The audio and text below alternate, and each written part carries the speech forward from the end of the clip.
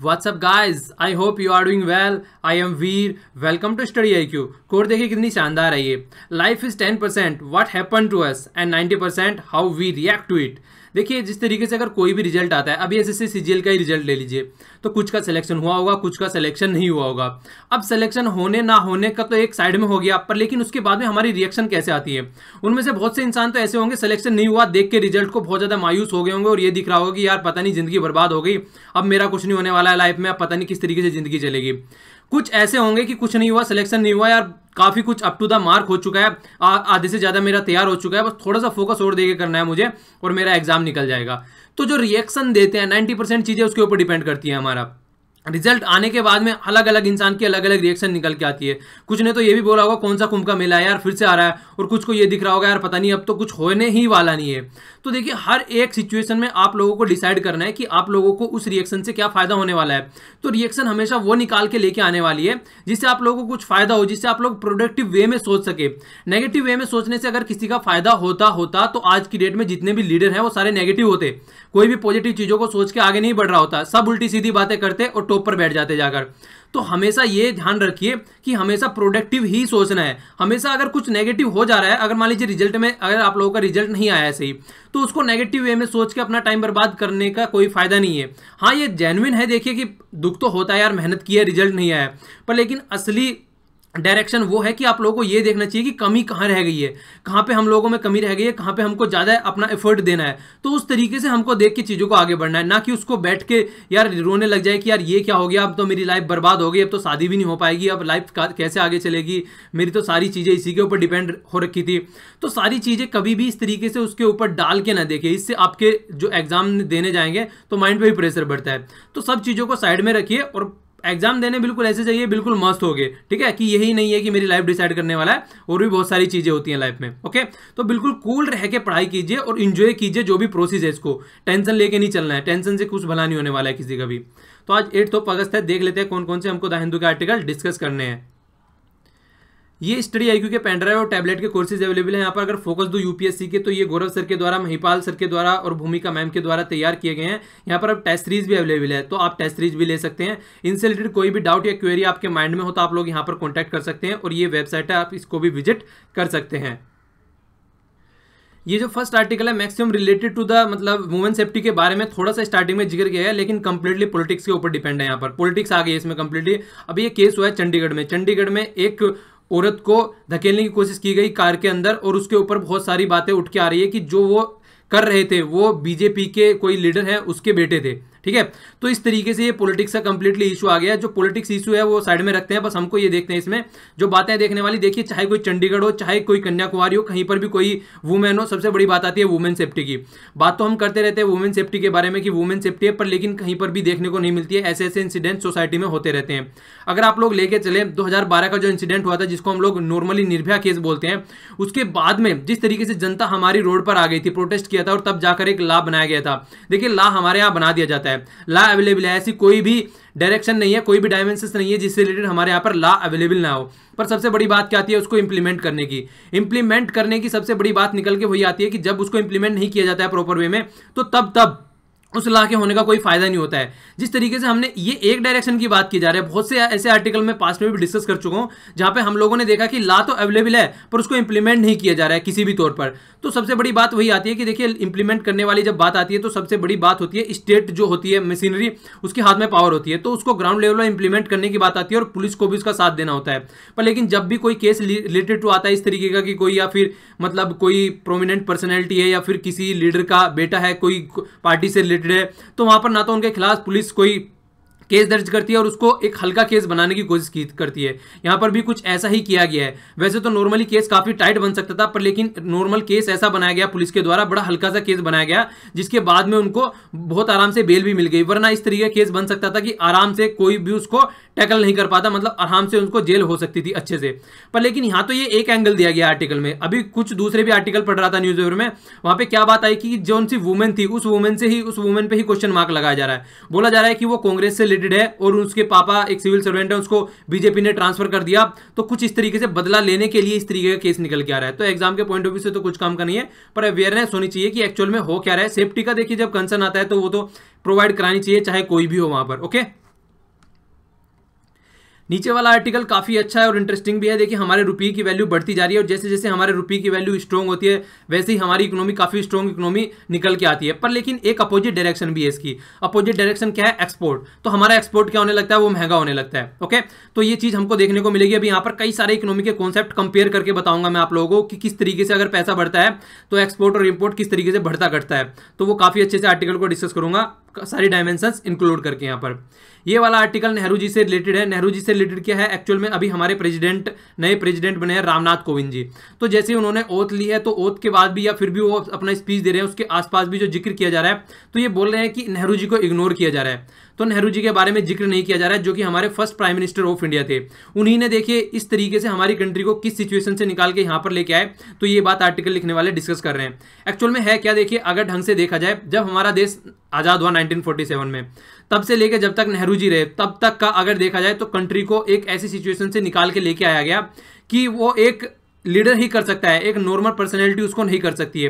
तो ये बोल रहे हैं कि इस तरीके से जो हमारी हिस्ट्री है उसको इग्नोर करना, और जो बीजेपी आती है वो कांग्रेस को इग्नोर करती है, जो कांग्रेस आती है वो बीजेपी को इग्नोर करती है, नॉर्मल सी बात है।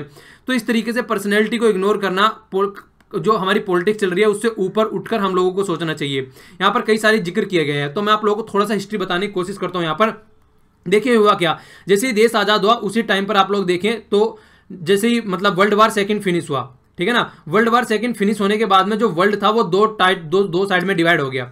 एक साइड में तो हो गया यूएसए और दूसरी साइड में हो गया यूएसएसआर, ठीक है। दूसरी साइड में जिसको सोवियत यूनियन भी बोलते थे, तो दूसरी साइड में हो गया यूएसएसआर। अब ये तो एक साइड की ये चीजें हो गई, दूसरी साइड की ये हो गई। पर लेकिन कुछ ऐसी कंट्री थी, कुछ क्या बहुत सारी ऐसी कंट्री थी जो नई नई इंडिपेंडेंट हो रही थी, जो कि कॉलोनियल रूल उन पर चल रहा था। वेस्टर्न कंट्री का आप लोग फ्रांस बोल सकते हैं या फिर यूके बोल सकते हैं, जो कि रूल कर रही थी ऑल ओवर वर्ल्ड। तो वो कंट्री नई नई अभी क्या हो रही थी, नई नई बोर्न, उनको न्यू बोर्न कंट्री भी बोल सकते हैं, क्योंकि नई नई डेमोक्रेसी वहां पर आ रही थी। तो उस टाइम पर दो पावर आपस में लड़ रही थी। एक तो चाह रही थी कि कैपिटलिस्ट कंट्री बन जाए। कैपिटलिस्ट कंट्री मतलब यहां पर कंप्लीट जो व्यापार चले वो कैपिटलिस्ट के बेट पर चले, मतलब डिमांड एंड सप्लाई के ऊपर रहे और जो मार्केट है वो अपना आप डिसाइड करेगी क्या होना चाहिए मार्केट में। पर लेकिन यूएसएसआर के अंडर में जो कम्युनिस्ट कंट्री थी वो चाह रही थी कि सब कुछ स्टेट के हाथ में हो और स्टेट ही डिसाइड करे कि उनकी कंट्री में क्या होना चाहिए। तो मैक्सिमम लड़ाई हो रही थी कि जो नई कंट्री बोर्न हो रही है वो किसकी साइड में आए, वो यूएसएसआर की साइड में आए, कम्युनिस्ट कंट्री बने, या फिर यूएसए की साइड में आए, कैपिटलिस्ट कंट्री बने। पर लेकिन उस टाइम पर एक नई ही चीज निकाल के आई, जो कि हमारे जैसे लीडर यहाँ पर जवाहरलाल नेहरू जी थे, उन्होंने या फिर और कई सारे लीडर मिलकर उन्होंने एक नई चीज निकाली जिसको बोलते हैं हम नॉन अलाइंग मूवमेंट, नाम के नाम से उसको जाना जाता है। आप लोगों ने कई बार उसका सुना भी होगा। इसका गठन किया गया, ठीक है ना। पंचशील का कॉन्सेप्ट भी निकल के आया इसमें, ठीक है। पंचशील का कॉन्सेप्ट मैं पहले भी बता चुका हूं, नीचे लिखे कमेंट बॉक्स में, फिर कल इसको अच्छे से एक्सप्लेन कर दूंगा क्या क्या है उसमें, कौन कौन से प्रोविजन है, नीचे कमेंट बॉक्स में इसके बारे में लिखिएगा। पंचशील मतलब 5 प्रोविजन है, कुछ कुछ ऐसे ही हैं। आप लोग समझते हैं कि क्या होगा उस टाइम पे। देखिए उस टाइम पे यही चीजें थी कि हमारे साथ में कोई इंटरफेयर ना करे, पीसफुल रहे, एक दूसरे को म्यूचुअली बेनिफिट की चीजें आए। तो 5 इस तरीके के प्रोविजन है। आज कमेंट बॉक्स में लिखिए, कल इसका आंसर दूंगा अच्छे से मैं, ठीक है। तो उस टाइम पे नेम का कॉन्सेप्ट निकल के आया। तो जो कॉन्सेप्ट निकल के आया, जितनी भी न्यू बोर्न कंट्री थी उन्होंने ये सोचा यार अब तक तो हम इसके यूरोपियन यूनियन आप लोग बोल सकते हैं यूके के कंट्रोल से निकल के आए हैं, ठीक है। वहां पर कई सारी कंट्री थी, स्पेन भी था, फ्रांस भी था, जर्मनी तो नहीं बोलेंगे खैर ज्यादा, स्पेन था, फ्रांस था, या फिर यूके आप लोग बोल सकते हैं, या फिर पोर्चुगल आप लोग बोल सकते हैं, जिसके कंट्रोल में हमारी टेरिटरी काफी लंबे समय तक रही है। तो इनका कंट्रोल में से हम नए नए निकल के आए। पर लेकिन अगर आज की डेट में हम किसी के साथ भी हम मिल जाते हैं, यूएसए के या फिर यूएसएसआर के, तो फिर से एक उसी तरीके का कंट्रोल हमारे ऊपर हो जाएगा। तो इन्होंने क्या डिसाइड किया कि ना तो यूएसए के साथ में जाना है ना यूएसएसआर के साथ में जाना है, अपना अलग से एक ग्रुप बनाना है। ग्रुप में रहेंगे तो कोई हमको टच करते हुए थोड़ा सा हेजिटेट होगा, अगर ग्रुप में नहीं रहेंगे तो कोई भी हमारे ऊपर कंट्रोल कर लेगा। तो नेम जैसा जो कॉन्सेप्ट निकल के आया वो कहीं ना कहीं जो उपज थी वो नेहरू जी के दिमाग की ही उपज थी। तो हमको एक साइड में रखा गया और हमारी जो न्यूबॉर्न कंट्री थी उसको पीस में रख के अलग हमने डेवलप किया आराम आराम से, ठीक है। और जो न्यूबॉर्न कंट्री में बोला उनको थर्ड वर्ल्ड कंट्री भी बोला जाता था। इसके अलावा अगर देखा जाए, और जब हमारा देश इंडिपेंडेंट हुआ उस टाइम पर देखा जाए तो कितना लो लिटरेसी रेट था यहाँ पर, कितनी ज्यादा पुअर्टी थी यहाँ पर। कैपिटलिज्म का भी नाम पर मतलब एक तरीके से जो हमारी इंडस्ट्री थी वो भी अच्छे लेवल पर वर्क नहीं कर रही थी। एग्रीकल्चर भी कुछ ज्यादा अच्छी खासी हालत में नहीं थी, मतलब हर एक चीज जो देखा जाए वो बहुत ही गलत कंडीशन में थी। तो उस टाइम पर एक ऐसे लीडर आए जिन्होंने हमारी कंट्री को उबार के वहां से लेकर आए। तो ये आर्टिकल लिखने वाले के व्यूज हैं। देखिए मैं अपने पर्सनल व्यूज यहाँ पे नहीं दे रहा हूँ, कंप्लीट जो व्यूज हैं वो आर्टिकल लिखने वाले हैं। कभी आप कमेंट करने लगे नीचे की बीजेपी और कांग्रेस करने लगते हैं जरा सी देर में, तो मैक्सिमम जो व्यूज रहते हैं मैं आर्टिकल के व्यूज देता हूं। जहां पे मेरे खुद के व्यूज रहते हैं वो ओनली सजेशन रहते हैं और सोसाइटी से कनेक्टेड रहते हैं, जो मैं आप लोगों को बताता भी हूं, ठीक है। तो यहां पे मैं आर्टिकल के व्यूज डिस्कस कर रहा हूं सारे। तो यहाँ पे बात वही निकल के आती है कि लीडर किस तरीके से कंट्री को वहां से निकाल के लेके आए। तो देखिए ये क्वालिटी तो है ही है लीडर की, नॉर्मल सी बात है, हर एक इंसान के पास में एक ऐसी लीडरशिप की क्वालिटी नहीं होती है। एक कंट्री को ऐसी संघर्ष से निकाल के लेके आना, आज की डेट में हम एक अच्छी कंडीशन में चल रहे हैं, तो ये लीडर की क्वालिटी है। तो हमारे जो नए लीडर निकल के आ रहे हैं आज की डेट के, वो अपने पुराने लीडर को याद नहीं कर रहे हैं और उनका नाम भी नहीं लेने का पसंद कर रहे हैं। तो ये गलत बात है, कहीं ना कहीं बीजेपी को यहाँ पर क्रिटिसाइज कर रहा है इनडायरेक्ट वे में। और ये बोली जा रही है कि देखिए जो हमारा एक तरीके से कॉन्स्टिट्यूशन बनाया गया, कॉन्स्टिट्यूशन असेंबली के द्वारा पूरा फाउंडेशन तैयार किया गया, वो इन जैसे लोगों के द्वारा ही तैयार किया गया, जिसके ऊपर आज की डेट में हमारी कंट्री खड़ी हुई है। तो अगर नया प्रेसिडेंट कोई निकल के आता है, नया प्राइम मिनिस्टर निकल के आता है, तो अगर वो इस तरीके से याद नहीं करता है अपनी हिस्ट्री को, जिसके ऊपर हमारा फाउंडेशन रखा है, तो वो कहीं ना कहीं गलत बात है। इसके अलावा ये बोल रहे हैं कि देखिए हिस्ट्री को भी चेंज करने की कोशिश की जा रही है। अगर देखा जाए बीजेपी जो नई बुकें निकाल के लेके आ रही है कई जगह, जिस तरीके से वो क्या कर रहे हैं कि नई हिस्ट्री लिखी जाए, जहां पर जो कांग्रेस से रिलेटेड जो एक तरीके से बातें चल रही हैं कि कांग्रेस ने पार्टिसिपेशन ज्यादा किया, ये दिखाया जाता है, उसको घटा के ये बोलना चाह रहे हैं कि कहीं ना कहीं ऐसे लीडरों का नाम भी निकल के आ रहा है जो कभी जेल भी नहीं गए, जिन्होंने कभी फ्रीडम स्ट्रगल मूवमेंट में खुल के साथ भी नहीं दिया। तो ऐसे लीडर को सामने निकाल के लेके आ रहे हैं। तो वही है, कंट्रोवर्सी चल रही है। आप लोगों ने काफी टाइम पीछे भी देखा होगा, बीजेपी कांग्रेस को क्रिटिसाइज करती है और कांग्रेस बीजेपी को कि ये हिस्ट्री चेंज करने की जरूरत कर रहे हैं। और बीजेपी हमेशा बोलती है कि कांग्रेस ने जो हिस्ट्री लिखी है वो अपने आप को फोकस में रख के लिखी है। जैसे कि सरदार वल्लभ भाई पटेल हो गए, उनका कंट्रीब्यूशन बहुत कम दिखाया गया है। गांधी जी को भी बाद में दिखाना बंद कर दिया, टोटल जो फोकस दिया गया वो नेहरू जी पे दिया गया है। तो बीजेपी हमेशा इस तरीके से क्रिटिसाइज करती है और बोलती है कि हमको हिस्ट्री को फिर से लिखना चाहिए। तो इस तरीके की बात काफी बार आती रहती है, हम लोग देख चुके हैं। ये वाला आर्टिकल काफी अच्छा, काफी अच्छे से डिस्कस करेंगे। यहाँ पे नॉर्मली हम फोकस देते हैं ओनली जो पानी अवेलेबल है ऊपर जमीन के ऊपर अवेलेबल है, पर लेकिन जो ग्राउंड के जो अंडरग्राउंड वाटर है उसके ऊपर कोई फोकस नहीं दिया जाता है। वो जितना खत्म होता जा रहा है और जो वाटर टेबल है उसकी क्या कंडीशन बन गई है, तो इस वाला आर्टिकल को हम लोग अच्छे से देखेंगे। ये वाला आर्टिकल फिर वही डिजिटल प्राइवेसी से रिलेटेड है। बहुत सारे आर्टिकल डिस्कस कर चुका हूँ, कुछ भी नया नहीं है, वही सारी बातें घुमा फिरा के यहाँ पर बोली जा रही है। ये वाला आर्टिकल ट्रिपल तलाक से रिलेटेड है। देखिए कुछ दिनों पहले हमने ट्रिपल तलाक के कई सारे आर्टिकल डिस्कस किए थे। ट्रिपल तलाक क्या होता है, ये खासकर मुस्लिम कम्युनिटी में होता है। तो मुस्लिम भाइयों में क्या होता है कि ये एक तरीके से तलाक तलाक तलाक 3 बार तलाक बोल दिया जाता है, तो उसको बोलते हैं कि तलाक हो गया। तो बहुत सारी इससे रिलेटेड बहुत सारे क्रिटिसिज्म निकल के आए थे, क्या कि यहाँ पे वुमेन के राइट है उनको हनन किया जा रहा है और सारी पावर जो दे रखी है वो मैन को दे रखी है। मतलब मैन आराम से चाहे, कई बार ऐसे भी केस देखने को मिले थे मध्य प्रदेश में हम लोगों के, कि एक इंसान है वो अपनी जॉब से आके देखा उनकी वाइफ सो रही थी, तो वाइफ सो रही थी तो उन्होंने आके देखा तो उनको गुस्सा आया कि मैं जॉब से आ रहा हूँ, ये आराम से सो रही है। उनकी जो माँ जी हैं वो भी पास में बैठी हुई थी, तो जो उनके हस्बैंड थे वाइफ के, उन्होंने क्या बोला कि मुझे ये पसंद नहीं है इस तरीके से जो हरकतें कर रही है, और वो तलाक तलाक तलाक 3 बार बोल के चले गए, बाहर निकल गए। तो फिर जो ये औरत है ये उठी, तो उठने के बाद में इनको पता चला, इनकी जो सास थी उन्होंने बताया कि वो तुझे तलाक देकर चले गए हैं। तो ऐसी भी हरकतें देखने को मिली है, व्हाट्सएप पे तलाक हो गए या फिर फोन पे तलाक दे दिए तलाक तलाक बोलकर। तो ऐसे केस कई सारे देखने को आए सोसाइटी में। तो जो मुस्लिम समुदाय में जो वुमेन है वो सामने निकल के आई कि हमारे राइट्स हैं उनका हनन किया जा रहा है, और बाद में एक बार छोड़ने के बाद में कोई मतलब सोसाइटी में इनकी बहुत ही बुरी कंडीशन हो जाती है। जिस तरीके से हिंदू वुमेन है उनके पास में कई सारे राइट्स हैं, इस तरीके से वुमेन राइट भी सामने निकल के आई और उन्होंने बोला कि हमको भी हमारे राइट्स चाहिए। तो तलाक के ऊपर इस तरीके से डिस्कशन निकल के आया। ठीक है, तो जैसे डिस्कशन निकल के आया तलाक के ऊपर, all India Muslim personal law board, तो फिर ये पिक्चर में आ गया। तो ये सामने निकल के आए और इन्होंने बोला कि ये सरासर हमारे जो लॉ हैं उनमें इंटरफियरेंस किया जा रहा है, ये हमारी कम्युनिटी के लॉ हैं, इनको इंटरफियर नहीं कर सकता। ठीक है ना। तो रिलीजन जो हम मतलब कॉन्स्टिट्यूशन में भी रखा गया है कि फ्रीडम ऑफ रिलीजन है। ठीक है, तो हम अपने लॉ किस हिसाब से करके लेने हैं, हमारे जो लॉ है हम अपने हिसाब से लेके चलेंगे, आप इसमें इंटरफियर नहीं कर सकते। तो काफी कंट्रोवर्सी रही, कोर्ट जो केस था वो कोर्ट में भी गया, उसके बाद भी कई सारे डिसीजन निकल के आए, पर लेकिन जो बातें थी वही फिर बाद में क्या आई निकल के कि देखिए इन्हीं के ऊपर छोड़ दिया गया, इस मुस्लिम लॉ बोर्ड के ऊपर बोला गया कि कहीं ना कहीं घूम फिर के कि आप लोग ऐसा लॉ बनाइए कि आप लोगों को ये भी ना लगे कि आपके जो धर्म है उसमें इंटरफियर हो रहा है और जो वुमेन्स है उनके भी राइट बने रहे। तो देखिए जो मुस्लिम लॉ बोर्ड है उसको टाइम दिया गया और टाइम देने के बाद में उनको बोला गया कि आप जल्दी से डिसाइड करें, पर लेकिन आज तक भी उनका कोई डिसीजन नहीं है, आज तक भी उसको ढंग से डिसाइड नहीं किया जा रहा है और वो और ज्यादा टाइम मांग रहे हैं। कपिल सिब्बल जी भी इन्हीं के साथ में साथ दे रहे थे।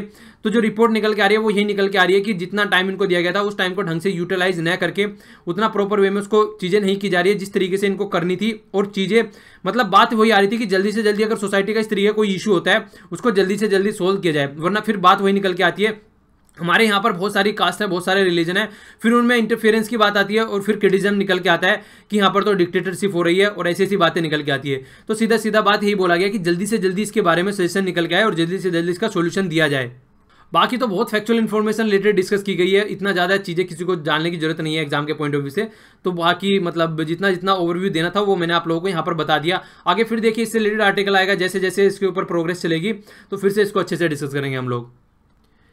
ये वाला आर्टिकल भी इकोनॉमिक्स से रिलेटेड है, ये वाला आर्टिकल को इसके साथ में थोड़ा डिस्कस करूंगा मैं यहाँ पे। और ये वाला आर्टिकल है आसियान से रिलेटेड, 50 ईयर कंप्लीट होने वाले हैं और कंपेयर किया गया है आसियान को किसके साथ में, यूरोपियन यूनियन के। तो वो भी इस तरह की कम्युनिटी बनाने की कोशिश कर रहे थे। काफी अच्छा आर्टिकल है, इसको भी हम लोग अच्छे से देखते हैं। ये आर्टिकल है रुपीज से रिलेटेड कि हमारे रुपीज की वैल्यू बढ़ रही है। आज की डेट में क्या हो चुकी है, 63 हो चुकी है, जो कि स्टार्टिंग में जो एनालिसिस्ट हैं उन्होंने बोला था 2017 की स्टार्टिंग में कि इसकी वैल्यू बढ़ के लगभग 17 रुपये पर डॉलर हो जाएगी। तो यहाँ तक बढ़ने की बात की गई थी, पर लेकिन ये घटती हुई जा रही है। तो इसी के ऊपर ये आर्टिकल डिस्कस किया गया है। तो पहले मैं आप लोगों को थोड़ा सा इसके इकोनॉमिक्स के थोड़े पॉइंट बताना चाहता हूँ। देखिए, ये दो चीजें होती हैं कोई भी कंट्री, एक तो डिमांड एंड सप्लाई, ये बात आप लोगों को पता होगा, डिमांड एंड सप्लाई कई बार मैं बता चुका हूं। एक होता है इंपोर्ट, कोई हम चीजें खरीदते हैं, और एक होता है एक्सपोर्ट। ठीक है, अब आप लोग ये देखिए, दोनों को थोड़ा सा दिमाग लगा के सोचिए यहां पर इंपोर्ट और एक्सपोर्ट चलता कैसे है किसी भी कंट्री का। अब दो चीजें और लेता हूं मैं, यहां पर डॉलर की वैल्यू लेता हूं। मान लीजिए एक साइड में तो लिया मैंने कि 60 रुपए का, ठीक है, 60 रुपए का यहां पर $1 है, और दूसरी साइड में मैंने मान लिया 70 रुपए का $1 है। ठीक है, 70 रुपीज का $1 है। एग्जाम्पल को ध्यान से समझिएगा, कई सारे कॉन्सेप्ट आप लोगों को क्लियर हो जाएंगे। यहाँ पे $1 है, तो अब दो सिचुएशन हो गई यहाँ पे। पहले इस वाली सिचुएशन को मैं लेता हूँ। अगर यहाँ पे डॉलर की वैल्यू, मान लीजिए डॉलर की वैल्यू आज की डेट में 63 रुपए बोल रहे हैं, मान लीजिए घट रही है, घटते हुए क्रम में लेता हूँ मैं। ठीक है, तो डॉलर की वैल्यू क्या हो रही है, मतलब हमारे रुपीज की वैल्यू बढ़ रही है। क्या होता है, देखिए जैसे जैसे अब यहाँ पर वैल्यू घटती जाएगी, मान लीजिए यहाँ पर वैल्यू घट के 50 आ गई, तो इसका मतलब हमारा जो रुपये है वो स्ट्रॉन्ग हो रहा है। पहले 60 रुपए देकर हमको $1 मिलता था, अब 50 रुपए देकर $1 मिल रहा है। 40 घट गई तो 40 रुपए देकर $1 मिल रहा है। 30 घट गई तो 30 रुपए देकर $1 मिल रहा है। आगे आने वाले टाइम में ऐसा भी हो सकता है बहुत जल्दी कि ₹1 में हमको $1 मिल जाए। तो इसका मतलब अब इक्वल हो गई डॉलर की वैल्यू किसके, रुपये की वैल्यू। लेकिन अगर ये बढ़ना स्टार्ट हो जाए, अगर यहाँ पे 70 रुपए का $1 मिल रहा है, यहाँ पर फिर क्या होगा, 80 रुपए का $1 मिलेगा, 90 रुपए का $1 मिलेगा, 100 रुपए का $1 मिलेगा। तो हमारे रुपये की वैल्यू कम होती जा रही है। तो ये होता है रुपये की वैल्यू घटना और बढ़ना। अब कंडीशन क्या पड़ेगी, कंडीशन ये पड़ेगी, मान लीजिए हम कुछ इंपोर्ट कर रहे हैं, इंपोर्ट मान लीजिए हमने यहां से इंपोर्ट किया मोबाइल फोन, ठीक है ना, एक मोबाइल फोन इंपोर्ट किया। मोबाइल फोन की वैल्यू वहां पर है, मान लीजिए कितना लगा लीजिए आप, $100 लगा लीजिए, $100 मोबाइल फोन की वैल्यू है। अब हमको डॉलर में पे करना है, ठीक है, अब हम डॉलर में पे करेंगे और हमारे रुपीज की वैल्यू घटती हुई जा रही है। तो जितनी कम हमारा यहां पर, जितना कम यहां पर वैल्यू आती जाएगी, मतलब इसका मतलब है हमारे रुपीज की वैल्यू बढ़ती जा रही है, तो हमको कम रुपी पे करनी पड़ेगी। मान लीजिए यहां पर $100 है, ठीक है, $100 की बात यहां पर चल रही है। अब $100 की बात यहां पर चल रही है और $1 की वैल्यू यहां पर 50 हो गई, ठीक है, मतलब 50 रुपए में $1 आ रहा है। तो और मान लीजिए दूसरी साइड में अगर हम देखें यहां पर 100 रुपए का $1 आ रहा है, तो जैसे जैसे यहां पर वैल्यू बढ़ती चली जाएगी वैसे वैसे हमको क्या करना पड़ेगा, ज्यादा पे करना पड़ेगा। तो इंपोर्ट करने के लिए अगर वैल्यू अगर वैल्यू यहां पर घट रही है और बढ़ रही है, तो ऐसे ऐसे ही हमारे एक्सपोर्ट और इंपोर्ट दोनों पे डिफरेंस पड़ता है। अब वो कैसे पड़ता है, एक बार वो फिर से समझ लीजिए। तो फिर से अब एक बार इंपोर्ट वाला एग्जाम्पल लेते हैं। ये मोबाइल आ गया, यहाँ पे $100 का मोबाइल है, ठीक है। अब दोनों केस दिखाता हूं। मान लीजिए $100 का मोबाइल है, $100 का मोबाइल है, हमको ये खरीदना है बाहर से, ठीक है। जब हमारी जो वैल्यू है 50 रुपए का $1 है, तो $1 हो गया 50 रुपए का, तो $100, तो $1 हो गया 50 रुपए का, ठीक है ना। तो $100 कितने के हो गए, 50 से गुना कर दो, ये हो गया 5000 रुपए का। तो जो ये मोबाइल है आज की डेट में हमको 5000 रुपए का मिल जाएगा। पर लेकिन अगर हमारे रुपीज की वैल्यू गिर जाए, हमारे रुपीज की वैल्यू 100 रुपए का $1 हो जाए, तो तब क्या होगा, तब 100 रुपए का $1 हो जाए, तो ये ही मोबाइल हमको कितने का पड़ेगा, ये मोबाइल पड़ेगा हमको 10,000 रुपए का, ठीक है। तो इस तरीके से ये क्या हो गया, हमारे अगर रुपये की वैल्यू घटती है, ठीक है, रुपये की वैल्यू अगर घटती है तो इंपोर्ट हमारे लिए महंगा हो जाता है। इसके अपोजिट जाए तो फिर एक्सपोर्ट की बात आती है। इसी तरीके से जब हम एक्सपोर्ट की बात करते हैं, तो एक्सपोर्ट हमारा देखा जाए, अगर देखिए सेम कंडीशन, एग्जांपल मैं दूसरी डायरेक्शन में लेके चलूं अब, तो तब क्या कंडीशन बनेगी, अगर हमारी कंट्री से हमको ये बेचना है, मान लीजिए मोबाइल की वैल्यू है 100 रुपए, ठीक है, 100 रुपए मोबाइल की वैल्यू है, हमको दूसरी कंट्री में इसको बेचना है। तो यहां पे मैंने $100 बोला था, अब 100 रुपए ले रहा हूं, तो 100 रुपए का ये मोबाइल है, हमको दूसरी कंट्री को बेचना है। और अगर 50 रुपए का $1 है, मतलब 50 रुपए का $1 है, तो इसको $2 देकर ये मोबाइल खरीद के ले जाएगा, ठीक है, $2 देगा, मोबाइल खरीद के ले जाएगा। लेकिन अगर हमारी पैसे की वैल्यू डिक्रीज हो रही है, यहां क्या हो गया, यहां हो गया 100 रुपए का $1 हो गया। अब क्या करेगा ये तो ओनली $1 देकर इसको खरीद के ले जाएगा, ठीक है। तो जैसे जैसे हमारे वैल्यू, जैसे जैसे हमारे रुपये की वैल्यू बढ़ेगी, 50 हो गया, 30 हो गया, 20 हो गया, जैसे जैसे हमारे रुपये की वैल्यू ऊपर को इंक्रीज होगी, तैसे तैसे एक्सपोर्ट जो होगा हमारा महंगा होता चला जाएगा, ठीक है, समझ में आ गया ना अच्छे से? वीडियो को पॉज कीजिएगा, समझ में नहीं आया पीछे जाइएगा और फिर से सुनिएगा पूरा एग्जाम्पल अच्छे से, ठीक है? तो सीधी सीधी कंडीशन क्या हो रही है, सीधी सीधी ये कंडीशन हो रही है, अगर हमारे रुपये की वैल्यू बढ़ती है, रुपये की वैल्यू बढ़ती है तो हमारा क्या होता है, इंपोर्ट तो सस्ता हो जाता है, तो हमको फायदा होगा, और एक्सपोर्ट जो होता है महंगा हो जाता है। और वैसे भी हम क्या करते हैं, मैक्सिमम हम इंपोर्ट ही करते हैं, क्योंकि मैक्सिमम हमारा क्या डिपेंड करता है, वो हम ऑयल इंपोर्ट करते हैं, जिसकी वजह से हमारा डेफिसिट बहुत ज़्यादा रहता है। तो इस तरीके से हमारी इकोनॉमी वर्क करती है, हमारी क्या इकोनॉमी, वर्ल्ड की इकोनॉमी वर्क करती है इसी तरीके से। तो यहाँ पर यही बात बोली जा रही है कि आज की डेट में हमारी जो करेंसी है वो best performing currency in the world बोली जा रही है, क्योंकि हमारे यहाँ पे बहुत सारा तो फॉरेन फ्लो आ रहा है, फॉरेन इन्वेस्टमेंट आ रहा है, मतलब देखिए फॉरेन पोर्टफोलियो इन्वेस्टमेंट भी आ रहा है और एफडीआई भी आ रहा है, तो काफी हद तक काफी अच्छे लेवल पर आ रहा है, जिसकी वजह से देखिए जिसकी कंट्री में जितना भी ज्यादा करेंसी होती है, हार्ड करेंसी जिनको मैक्सिमम बोला जाता है, डॉलर आप लोग बोल सकते हैं, जो एक जीता जागता एग्जाम्पल काफी अच्छा लिया जाता है, तो एक इकोनॉमी अच्छी मानी जाती है। आज की डेट में चाइना के पास में सबसे ज्यादा डॉलर का रिजर्व है, ठीक है, तो इसीलिए चाइना की इकोनॉमी को बोला जाता है मतलब एक काफी अच्छे लेवल पे है, स्ट्रॉन्ग मनी, उसके इतने ज्यादा मनी है, आप लोग देख सकते हैं जिस तरीके से वो इन्वेस्टमेंट कर रहे हैं, वन रोड वन बेल्ट हो गया, या फिर हमने अभी कुछ दिन पहले देखा था कि श्रीलंका में जो पोर्ट है उसको डेवलप कर रहे हैं ये, और भी कई सारे दुनिया भर में वर्क कर रहे हैं, चाइना पाकिस्तान इकोनॉमिक कॉरिडोर बना रहे हैं, तो उनके साथ में ह्यूज करेंसी उनके साथ में उनके पास में रिजर्व है, तो उसका यूज कर रहे हैं वो, तो इसीलिए इस तरीके से काफी फायदा होता है, स्ट्रॉन्ग मनी, इसकी अपनी करेंसी स्ट्रॉन्ग हो जाती है अगर हमारे पास में रिजर्व अच्छा खासा रहता है। तो आज की डेट में इंडिया को भी इसी तरीके की कंडीशन देखने को मिल रही है।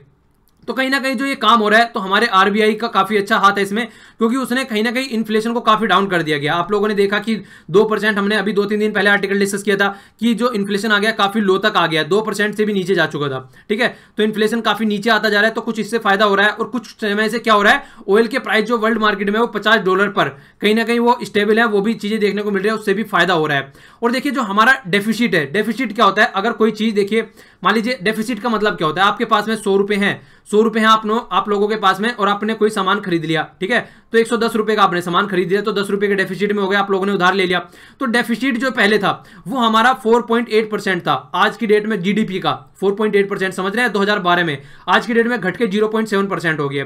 तो हमारी इकोनॉमी काफी अच्छे लेवल पर जाती हुई नजर आ रही है। पर लेकिन ये सब चीजें अपनी जगह पर, लेकिन जैसे जैसे रुपये की प्राइस बढ़ता है वैसे वैसे जो एक्सपोर्टर है उनको नुकसान होने लगता है। देखिए हम अपना क्या करते हैं, बाहर की कंट्री से हम ऑयल खरीद के लाते हैं बहुत ज्यादा, क्रूड ऑयल बोलते हैं उसको। क्रूड ऑयल लाने के बाद में हम उनसे काफी सारे प्रोडक्ट निकालते हैं, जिस तरीके से हम उनसे मतलब पेट्रोलियम अलग निकालते हैं, डीजल अलग निकालते हैं, बहुत सारे पेट्रोलियम प्रोडक्ट, आप लोग ग्लिसरीन वगैरह ये सब चीजें, काफी सारे प्रोडक्ट हम इससे निकालते हैं। तो ये तो हम इंपोर्ट करते हैं, पर लेकिन ये हम एक्सपोर्ट करते हैं। जिस तरीके से ऑयल हम सबसे ज्यादा इंपोर्ट करते हैं, इसी तरीके से ये सारे प्रोडक्ट जो पेट्रोलियम प्रोडक्ट इनको बोलते हैं, सबसे ज्यादा एक्सपोर्ट करते हैं। तो अगर हमारे रुपीज की वैल्यू बढ़ जाती है, तो हमारा जो एक्सपोर्ट है ये पेट्रोलियम प्रोडक्ट का, कहीं ना कहीं इसको भी नुकसान होने लगता है। इसके अलावा जो हमारा फार्मास्यूटिकल इंडस्ट्री है, फार्मा इंडस्ट्री में बहुत सारा हमने देखा था जेनेरिक दवाई हम बहुत सारे एक्सपोर्ट करते हैं।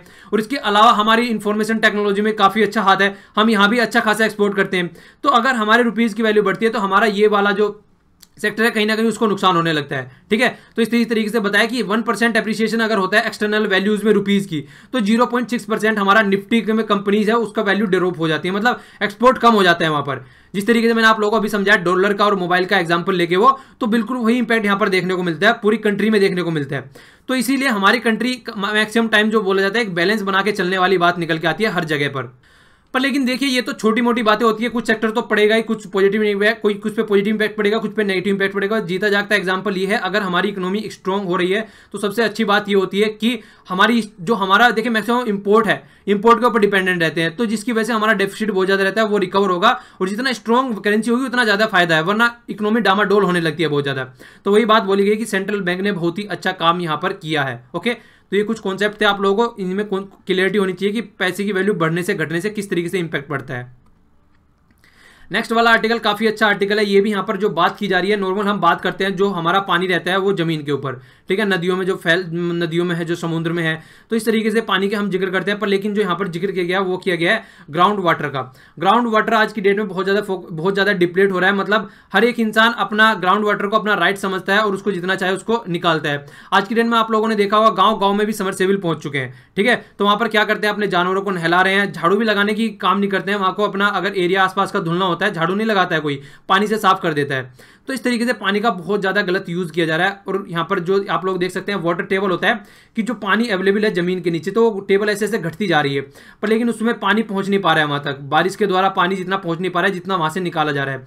तो अगर इसी तरीके से चलता रहा तो आने वाले टाइम में एक सस्टेनेबल डेवलपमेंट नहीं हो पाएगा पानी का, और आने वाली जनरेशन जो है उनको प्रॉब्लम झेलनी पड़ेगी। ओके,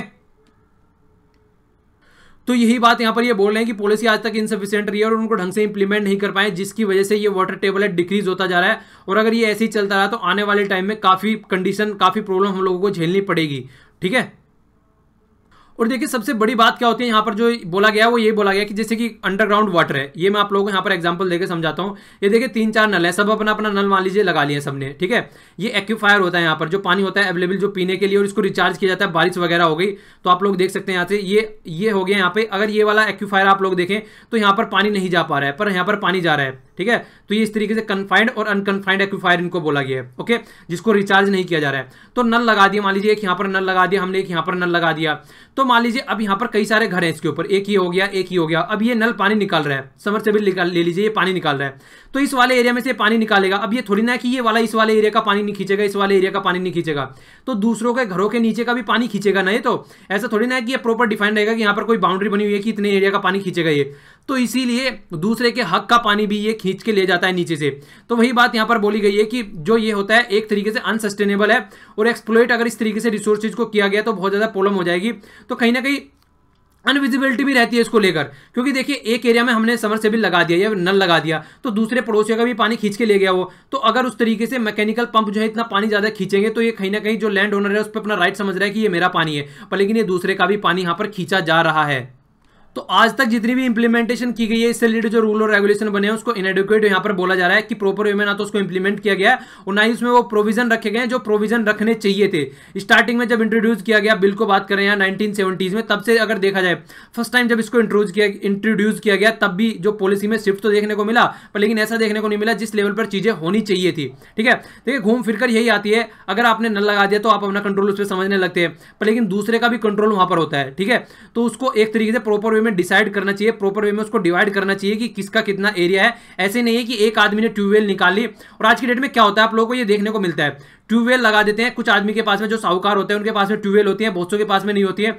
तो ट्यूबवेल में देखिए पानी तो है, ठीक है ना, ट्यूबवेल से पानी निकाला जाता है, किसानों के खेत होते हैं। ठीक है, तो क्या करते हैं किसान पे करते हैं इस ट्यूबवेल वाले को कि मुझे अपने खेत की सिंचाई करनी है, तो सिंचाई करने के लिए इसको पे करते हैं। अब ये नहीं पता है कि ये वाला जो किसान जिसने ट्यूबवेल लगा रखी है पानी तो ये इसके खेत के नीचे का भी खींच रहा है ना, और इसी को पानी देने के लिए क्या कर रहा है, उससे पैसे ले रहा है। क्यों? क्योंकि उसके पास में थोड़े रिसोर्सेज थे, इसने ट्यूबवेल लगा ली।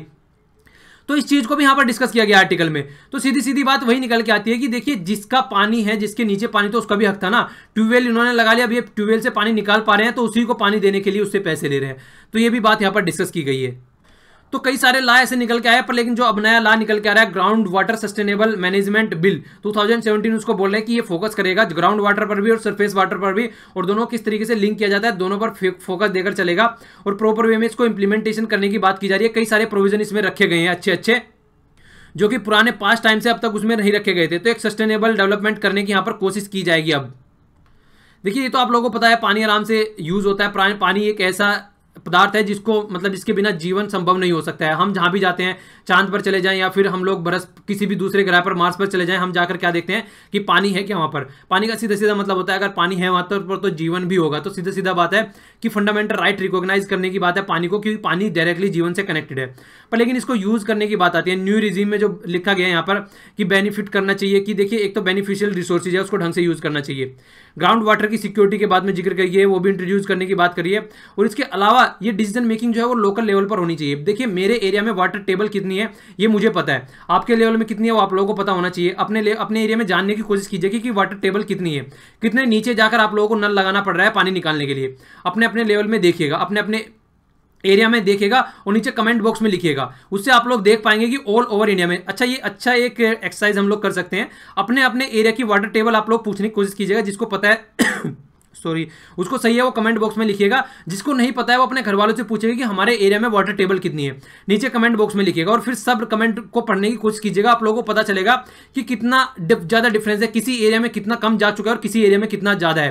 तो आप लोगों को कमेंट एक दूसरे के देखिएगा और कमेंट फिर पढ़िएगा भी, आप लोगों को ऑल ओवर इंडिया का पता चल जाएगा। पर लेकिन पता तभी चल पाएगा जब आप लोग कमेंट करेंगे। अगर कोई कमेंट नहीं करेगा तो किसी को कुछ पता नहीं चलेगा। ओके, तो अपने अपने एरिया की वाटर टेबल बताइएगा यहाँ पर कि कितनी किसके एरिया की वाटर टेबल है, तो आप लोगों को पता चलेगा। तो देखिए जिस एरिया में जितनी वाटर टेबल है, अगर लोकल एरिया पर डिसीजन मेकिंग दी जाएगी तो उनको पता रहेगा ना। तो बात सीधी सीधी ये बोली गई है कि टॉप डाउन अप्रोच न लगा के यहाँ पर कि ऊपर से बता दिया जाए, रूरल रेगुलेशन बना दिया जाए और नीचे जाके इंप्लीमेंट कर दिया जाए, इसको अपोजिट में लेके जाए। रूरल रेगुलेशन नीचे ही बनाया जाए और उनको वहीं पर ही इंप्लीमेंट किया जाए, क्योंकि हर एक एरिया में पता है कि कितना वाटर टेबल है और कितना यहाँ पे वर्क करना चाहिए और कितना सूखा है और कितना पानी है यहाँ पर। ठीक है, तो उनका पार्टिसिपेशन होना चाहिए जो लोकल कम्युनिटी है वहाँ पर। और इसके अलावा फ्यूचर जनरेशन पे भी देखिए फोकस देकर तो चलना चाहिए। अगर सस्टेनेबल डेवलपमेंट हम लोग नहीं करेंगे तो आने वाली जनरेशन को क्या मिल पाएगा, कुछ भी नहीं मिल पाएगा। वही कपिल शर्मा का डायलॉग, आने वाली जनरेशन को मिलेगा बाबा जी का ठुल्लू। ठीक है, तो उनको भी हमको उनके बारे में भी सोचना है, अपने अपने बारे में नहीं सोचना है। तो आप लोगों के लिए एक्सरसाइज हो गई, नीचे लिखिएगा क्या क्या वाटर टेबल है और आप लोग बताइए कि किस तरीके से हम लोग ज़्यादा प्रोडक्टिव वे में वाटर को सेव कर सकते हैं, वाटर टेबल को इंक्रीज कर सकते हैं, और जो ऊपर वाला पानी भी है, जो हमारे सरफेस पे पानी है, उसको भी ढंग से किस तरीके से यूज़ कर सकते हैं। तो देखिए पानी एक इतना इंपॉर्टेंट रिसोर्स है, उसके बिना लाइफ नहीं चल सकती है। तो प्लीज़ उसको सेव करने की कोशिश कीजिएगा। और जैसे आप लोग छोटे छोटे काम कर सकते हैं, आप लोग नहा रहे हैं तो एक बकेट में पानी लीजिएगा, उससे नहाने की कोशिश कीजिएगा। और जिस तरीके से आप लोग मान लीजिए ब्रश वगैरह कर रहे हैं या फिर सेविंग वगैरह कर रहे हैं, खासकर जो मेल कम्युनिटी के मेंबर होते हैं सारे, जैसे सेविंग वगैरह कर रहे हैं तो चल रहा है नल उस तरीके से, तो छोटे छोटे एरिया में आप लोग पानी सेव कीजिए। पानी नहीं, इलेक्ट्रिसिटी भी घर से बाहर निकल रहे हैं तो सारे स्विच ऑफ करके निकलिए। तो आप लोग अपने लेवल पर अगर काम करेंगे तो बहुत बड़े लार्ज स्केल पे काम हो जाएगा, अगर सिंगल इंडिविजुअल भी इस फील्ड में काम कर रहा है तो नीचे कमेंट कीजिएगा किस तरीके से और ज़्यादा अच्छे आप लोग सजेशन दे सकते हैं इससे रिलेटेड। तो एशियन कंट्री की बात की गई है यहाँ पर। पहले आप लोग मैप में देख लीजिए कि है कहाँ पे ये देखिए 10 मेंबर है आज की डेट में इसमें। ठीक है ना, 10 मेंबर यहाँ पर आप लोगों को दिख रहे होंगे। 10 स्टेट है यहाँ पर, 10 मेंबर यहाँ पर, 10 लैंग्वेज है। तो यहाँ पर कौन सा हो गया, म्यांमार हो गया, थाईलैंड हो गया, कंबोडिया हो गया, सिंगापुर हो गया, इंडोनेशिया हो गया, लाओस हो गया, वियतनाम हो गया, मलेशिया हो गया, फिलीपींस हो गया और ब्रुनीज हो गया। ठीक है ना, ब्रुनी हो गया यहाँ पे। तो ये टोटल 10 मेंबर आप लोगों को यहाँ पर देखने को मिल रहे हैं। पर लेकिन स्टार्टिंग में जब इसको बनाया गया था तो एक इस तरीके की कम्युनिटी बनाने की बात की जा रही थी कि इसको यूरोपियन यूनियन की तर्ज पे बनाया जाएगा, कि उस तरीके से लेके चलेंगे। 1967 में इसको डिक्लेरेशन किया गया और चार्टर तैयार किया गया, कॉन्स्टिट्यूशन आप लोग बोल सकते हैं चार्टर को, और 2008 में इसको स्टार्ट किया गया। ठीक है ना, और आप लोग यहाँ पर देख सकते हैं कि इन्होंने क्या लिख रखा है, 1 विजन, 1 आइडेंटिटी एंड 1 कम्युनिटी। तो बिल्कुल उसी पे फोकस करके इनका चलने का मोटो था, पर लेकिन उस लेवल पे ये चल नहीं पाए। सेक्रेटरीट इसका है जकार्ता में, हेडक्वार्टर जो है, ठीक है, इंडोनेशिया में। तो ये आप लोग देख सकते हैं यहाँ पर। तो बात क्या की जा रही है, कई सारी कंट्री के बीच में वैसे भी ठीक ठाक बातें नहीं चलती हैं, आप आपस में लड़ते झगड़ते रहते हैं। तो कई सारे ऐसे भी जिक्र यहाँ पर किए गए हैं। जिस तरीके से आप लोग देख सकते हैं कॉन्फ्लिक्ट चल रहा था थाईलैंड और फिलीपींस के बेस में, उसको रिजोल्व कर लिया गया। पर लेकिन आज की डेट में भी म्यांमार में क्या चल रहा है, डेमोक्रेटिक सिस्टम नहीं चल पा रहा है, वहाँ पे डिक्टेटरशिप चल रही है मिलिट्री की, तो उसको भी कई बार अपोज किया जाता है। और चाइना और इंडिया अलग देखा जाए तो एक मेजर इकोनॉमी है, पर लेकिन इसके मेंबर नहीं है, पर इनका भी दोनों का इन्फ्लुएंस इनके ऊपर रहता है। ठीक है, तो इसको फाउंड किया गया था, तो 50 साल लगभग इसको पूरे हो चुके हैं। पर लेकिन बात क्या आ रही है निकल के, कि बात ये आ रही है कि अगर इसको ढंग से चलाना है तो आप लोगों को बिल्कुल ऐसे ही वर्क करना पड़ेगा जिस तरीके से यूरोपियन यूनियन ने वर्क किया है। तो यूरोपियन यूनियन के साथ में इसको कंपेयर भी किया जाता है, पर लेकिन ये उस तरीके से वर्क नहीं कर पा रहे हैं, क्योंकि यूरोपियन यूनियन को अगर देखो आज की डेट में उनकी सिंगल करेंसी है, सिंगल मार्केट है, उनकी डिफेंस फोर्सेज भी अपने जो सिक्योरिटी से रिलेटेड इशू होते हैं, कि माइग्रेशन का इशू, कि कौन यहाँ पर आ सकता है, कौन बाहर जा सकता है, वो सारे अपने डिसीजन खुद से लेते हैं। पर लेकिन यहाँ पर ऐसा कुछ भी नहीं है। ठीक है, तो वो सारी बातें वहां पर की जाती है। पर लेकिन आसियान में ऐसा कुछ ज्यादा देखने को नहीं मिल रहा है। इन्होंने स्टार्टिंग में सोचा तो था कि हम भी इसी तरीके कम्युनिटी बनेंगे, यूरोपियन यूनियन के साथ में अपने को कंपेयर करके चलते थे, पर लेकिन ऐसा कुछ नहीं है। क्यों? क्योंकि हिस्ट्री को देख के चले जाए तो दोनों की हिस्ट्री अलग अलग है। इन्होंने आज की डेट में आए, एक साथ में आए, मिलजुल कर काम करना स्टार्ट कर दिया, सोच रहे हैं कि हम इकट्ठे रहेंगे। पर लेकिन जो यूरोपियन यूनियन बनी है उसकी हिस्ट्री क्या है, वो पोस्ट वर्ल्ड वार बनी है। तो पोस्ट वर्ल्ड वार बनी है क्योंकि उस टाइम पे खस्ता कंडीशन ऐसी हो गई थी, यूएसए एक उभर के कंट्री आ रही थी, तो यूरोपियन यूनियन जिसमें सारी कंट्री ऐसी थी जिन्होंने वर्ल्ड को रूल किया था, अब उनको ये दिखने लगा था कि अब हमारे ऊपर यूएसए रूल करेगा। तो कहीं ना कहीं यूएसए रूल करेगा या फिर दूसरी कंट्री अगर रूल करेगी, तो इन्होंने मिलकर एक कम्युनिटी बना ली जिससे कि ये सेफ रहे, सुरक्षित रहे। और खासकर फ्रांस और जर्मनी में आपस में लड़ाई चलती रहती थी, उनका कॉन्फ्लिक्ट भी साइड में किया जाए, तो आपस में मिलकर रहेंगे तो कोई इनके ऊपर रूल करने की नहीं सोचेगा और इनको दबाने की नहीं सोचेगा। तो उस टाइम पे सिक्योरिटी बनी रहेगी, पीस बनी रहेगी, प्रोस्पेरिटी बनी रहेगी, यूनिटी बनी रहेगी, उस चीज को देखकर ये सामने एक मिलकर साथ में आए, ठीक है। पर लेकिन यहाँ पर तो ऐसा कुछ देखने को नहीं मिल रहा है। यहाँ पर ये तो आजाद है सारी कंट्री यहाँ पर मैक्सिमम अगर देखा जाए तो। इनके देखिए कोई भी बात होती है आवश्यकता ही आविष्कार की जननी होती है। अगर हम लोगों को भूख लगेगी और खाने के लिए कुछ नहीं होगा तो हम लोग खाने की उसमें निकलेंगे खोज में। लेकिन जब यहाँ पर ऑलरेडी सब कुछ आराम से चल रहा है, पीस भी है, सिक्योरिटी भी है अलग अलग, तो ये क्यों अपनी इतनी स्ट्रॉन्ग कम्युनिटी बनाएंगे कि यूरोपियन यूनियन की तरीके से होगा। यूरोपियन यूनियन तो जबरदस्ती के तौर पर बनाए, उस टाइम पर अगर नहीं बनाते तो उनका हालत जो है वो सही नहीं रहती, तो उन्होंने उस बेस पर इसको बनाया। पर लेकिन इसके साथ में इसको कंपेयर करना बिल्कुल गलत है, ठीक है। आगे और बात बोल रहे हैं ये, तो फिर वही बात बोलें कि थाईलैंड एक ऐसी कंट्री है जो कॉलोनियल से उभर कर आया, जिससे दूसरी कंट्री का राज था जिसके ऊपर। पर लेकिन अगर देखा जाए सीधी सीधी बात यह, कोल्ड वार चल रही थी, कोल्ड वार में इतना ज्यादा खतरा था नहीं, पर लेकिन हाँ था फिर भी। तो उस टाइम पे इन्होंने सोचा कि मिलकर रहते हैं, सोवरेनिटी अपनी बनाते हैं। पर सीधी सीधी बात ये बोल रहे हैं, जो कंक्लूजन में बोल रहे हैं वो बोल रहे हैं कि डीपनिंग अगर डेमोक्रेसी इंस्टीट्यूशन की आप लोगों को करनी है तो डीपनिंग करने हैं रिलेशन, तो सीधी सीधी बात है डेमोक्रेट बनाइए इंस्टीट्यूशन। जिस तरीके से यहाँ पर एग्जाम्पल दिया गया म्यांमार का, तो म्यांमार हो गया और भी कंट्री दूसरी होगी, तो पहले डेमोक्रेटिक इंस्टीट्यूशन आप लोग बनाइए, उसके बाद में अगर कुछ सोचना है तब सोचिएगा कुछ फायदेमंद क्या होना चाहिए और क्या नहीं होना चाहिए। उससे पहले चीजें नहीं हो सकती उस लेवल पे जिस लेवल पे आप लोग सोच रहे हैं। ओके, ये देखिए पेज 1 और पेज 10 पर भी न्यूज है। बात क्या की गई है, स्टेट ने पूछा है, क्या पूछा कि एंटी रेसिज्म लॉ बनाने की बात की गई है, सेंटर ने पूछा स्टेट से, ठीक है। पर स्टेट ने ऐसा रिएक्शन नहीं निकल के आया, उनका लिखवा गुनगुना एक रिएक्शन निकल के आया। कुछ 4 स्टेटों ने यहाँ पर आगे निकल के आए, उत्तर प्रदेश उनमें से मणिपुर, मेघालय और मिजोरम, और 3 यूनियन टेरिटरी निकल के आई यहाँ पर, ठीक है ना, अंडमान निकोबार, दादर एंड नगर हवेली, लक्षद्वीप। तो जिस तरीके से रेस्पॉन्स पूछा गया था उस तरीके का रेस्पॉन्स नहीं निकल गया है कि एंटी रेसिज्म के लिए लॉ बनाना है, ठीक है। अच्छा, आप लोगों के लिए क्वेश्चन है, एरिया के पॉइंट ऑफ व्यू से अगर देखा जाए, हमारे यहाँ पर यूनियन टेरिटरी है 7 यूनियन टेरिटरी, तो सातों की 7 यूनियन टेरिटरी को बढ़ते हुए से घटते हुए क्रम में लिखिए, सबसे ज्यादा एरिया किसका है, फिर उससे कम किसका है, उससे कम किसका है। तो इस तरीके से एरिया के पॉइंट ऑफ व्यू से आप लोग यूनियन टेरिटरी को लिखिए हमारे यहाँ पर। ओके, जीएसटी का जिक्र किया गया है, एक तो जिक्र किया गया है यहाँ पे जो हथकरघा वगैरह होता है, जो वेवर्स होते हैं, हाथों से बुनाई करते हैं, उनके बारे में, और दूसरा किया गया है जो व्हीकल्स होते हैं, खासकर जो व्हीकल्स का जिक्र किया गया है यहाँ पर, ऐसे व्हीकल जो कि काफ़ी मतलब लग्जरी व्हीकल्स होते हैं, आप लोग मर्सिडीज वगैरह ऐसे व्हीकल बोल सकते हैं, तो दोनों के बारे में जिक्र किया गया। तो जीएसटी को देखने के बाद में बात आती निकल गई कि इनके ऊपर तो टैक्स घटाने की बात चल रही थी और इनके ऊपर बढ़ाने की बात चल रही है, ठीक है। इनके ऊपर बढ़ाने की बात चल रही है क्योंकि इनके ऊपर ज़्यादा टैक्स लगाया जाए, पर लेकिन ये दोनों क्रिटिसाइज करेंगे, इनके ऊपर घटेगा तो सही है, इनके लाइवलीहुड की बात आएगी निकल के, ठीक है। जो इनके लाइवलीहुड का खतरा हो गया था कहीं ना कहीं उसको सेव किया जा सकता है। पर लेकिन अगर यहाँ पर बढ़ाएंगे तो कहीं ना कहीं हमारे यहाँ पर ईज ऑफ डूइंग बिजनेस वाली बात है, कहीं ना कहीं उसको धक्का लगेगा। तो मर्सिडीज बेंज के जो सीईओ है उन्होंने क्रिटिसाइज किया इसको किस तरीके से आप लोगों को नहीं करना चाहिए कि ये 15% से 25% इसको सेस को लगाने की बात कर रहे हैं। सेस एक टैक्स ऑन टैक्स होता है जो कि किसी पर्टिकुलर पर्पज के लिए लगाया जाता है। आप लोग एजुकेशन सेस का सुना होगा, ग्रीन सेस का सुना होगा, कोल सेस के बारे में सुना होगा, तो कई तरीके के इस तरीके के टैक्स लगाए जाते हैं, ये टैक्स ऑन टैक्स लगाए जाते हैं, ठीक है। तो आप लोगों को थोड़ा सा इसके बारे में पता होना चाहिए। देखिए फूड सिक्योरिटी एक्ट निकल के आया हमारे यहाँ पर 2013 में, पर लेकिन एक्ट तो हमारे यहाँ बना दिया गया, पर लेकिन उसको इंप्लीमेंट नहीं किया गया स्टेटों के द्वारा। तो कोर्ट बोल रहा है कि स्टेटों के द्वारा इंप्लीमेंट नहीं किया जा रहा है, तो लॉ तो आप लोग बना देते हैं पर लेकिन स्टेट इंप्लीमेंट नहीं करते हैं, तो फिर उससे कोई फायदा नहीं होता है। जिस तरीके से जो जनरेशन है, जो हमारे सिटीजन है, वो कहीं ना कहीं भूखे रहते हैं, और जो खाद्यान्न है, बहुत सारे जो FCI होता है, फूड कॉर्पोरेशन ऑफ इंडिया होता है, वहाँ पर सारे प्रोडक्ट सड़ते रहते हैं, गलते रहते हैं वहाँ पर पड़े पड़े। तो इसको देखना चाहिए आप लोगों को, इसको सही करना चाहिए और प्रॉपर वे में इसको इंप्लीमेंट करना चाहिए आप लोगों को। देखिए इंडिया चाइना का डेडलॉक चल रहा है डोकलाम, वहाँ पे डोकलाम सेक्टर में, तो बात निकल के वही आ रही है कि चाइना क्या बोल रहा है कि देखिए भूटान जो है वो ऑब्जेक्ट जो रोड बना रहे हैं यहाँ पर, तो भूटान इतना ज़्यादा ऑब्जेक्ट नहीं कर रहा है जितना इंडिया कर रहा है, और इंडिया के प्रेशर में ही आके भूटान ऑब्जेक्ट कर रहा है, ठीक है। तो सीधी सीधी बात वही निकल के आ रही है कि चाइना रोड बनाना चाह रहा है वहाँ पर, और वो चाह रहा है कि इंडिया यहाँ से बाहर चला जाए और मुझे रोड बनानी दी जाए। तो बाकी चीज़ें हम लोग डिस्कस कर ही चुके हैं। कहने का मतलब इनका ये आ रहा है कि भूटान ऐसा कुछ नहीं कर रहा है, इंडिया प्रेशर में उनसे ये सब करवा रहा है। नॉर्थ कोरिया का अगर जिक्र किया जाए तो यहाँ पे नॉर्थ कोरिया ने टेस्ट किया अभी न्यूक्लियर, उसके बाद में सैंक्शन लगा दिया गया यूएन के द्वारा। तो यूएन के द्वारा सैंक्शन लगा दिए गए, उन्होंने बोला हमारे ऊपर आपका कोई फर्क नहीं पड़ता है और ना ही मुझे मतलब है, आप कुछ भी करते रहो। पर लेकिन अब जो चाइना का स्टेप निकल के आया वो काफ़ी सोचने समझने वाला हो सकता है। चाइना ने बोला मैं भी 100% कमिटेड हूँ यूएन के द्वारा लगाए गए सैंक्शन के नॉर्थ कोरिया के, जो अगर वो न्यूक्लियर प्रोग्राम को आगे लेके चलता है तो अब नॉर्थ कोरिया को सोचने वाली बात आ जाएगी यहाँ पर। ओके, पेज 13 पर न्यूज़ है, ये है पेट्रोलियम, प्रॉफिट ऑफ पेट्रोलियम। अगर पेट्रोलियम प्रोडक्ट जो इस तरीके से मैंने आप लोगों को बताया क्रूड ऑयल से रिलेटेड, ठीक है, स्टार्टिंग वाले आर्टिकल में, तो क्रूड ऑयल की बात निकल के आती है। तो क्रूड ऑयल जो हम यहाँ पर लेके आते हैं, फिर उसको रिफाइन करते हैं, तो उससे जो प्रॉफिट होता है यहाँ पर उसके बोला जा रहा है कि उसको एग्जाम्प्ट किया जाएगा जीएसटी से। तो देखिए अगर इस तरीके से होता है तो जो भी इस तरीके से इंडस्ट्री होती है उसको बहुत ज़्यादा फायदा होता है और वो इंडस्ट्री आगे बढ़ती हुई नजर आती है अगर उसको प्रॉफिट ज़्यादा होता है तो। कई बार आप लोग ये बोलते हैं कि देखिए आर्टिकल, मैं कई आर्टिकल छोड़ देता हूँ, आर्टिकल छोड़ता नहीं हूँ।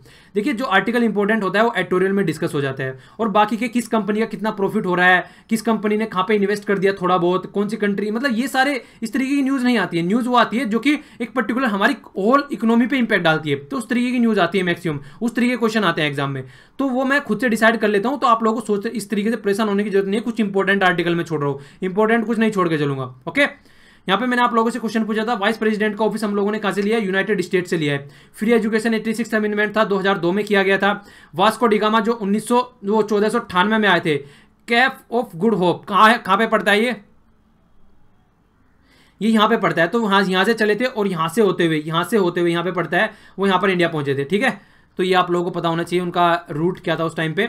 इसके बाद मैंने पूछा था national rural employment guarantee scheme 2005 में बनाया गया था, इसका नाम चेंज किया गया था, जिसको मनरेगा बोलते थे पहले, फिर मनरेगा कर दिया था। ठीक है, नाम चेंज करके मनरेगा कर दिया था। ये राइट टू वर्क का कॉन्सेप्ट निकल के आता है। एनएसएसओ के बारे में मैंने पूछा था, तो ये ministry of statistics and the programme implementation के अंडर में आते हैं। और जो आरसीईपी की जो रीजनल कॉम्प्रिहेंसिव इकोनॉमिक पार्टनरशिप की जो मीटिंग हो रही है वो हैदराबाद में हो रही थी, ये भी हम लोगों ने डिस्कस किया था। आज के डिस्कशन में इतना ही। Thanks a lot for listening. देखिए पसंद आया तो लाइक कीजिए, नहीं पसंद आया तो डिसलाइक कीजिए। डिसलाइक करने के बाद में कमेंट में जरूर लिखिएगी क्यों किया है। और अपने आसपास देखिए पेड़ पौधों को और पानी को सेव कीजिए, और ये अपने आसपास सफाई भी रखिए। नीचे आप लोगों को लिंक मिल जाएगा टेलीग्राम का, वहाँ से डाउनलोड कर सकते हैं PDF। Thanks a lot for listening. जय हिंद।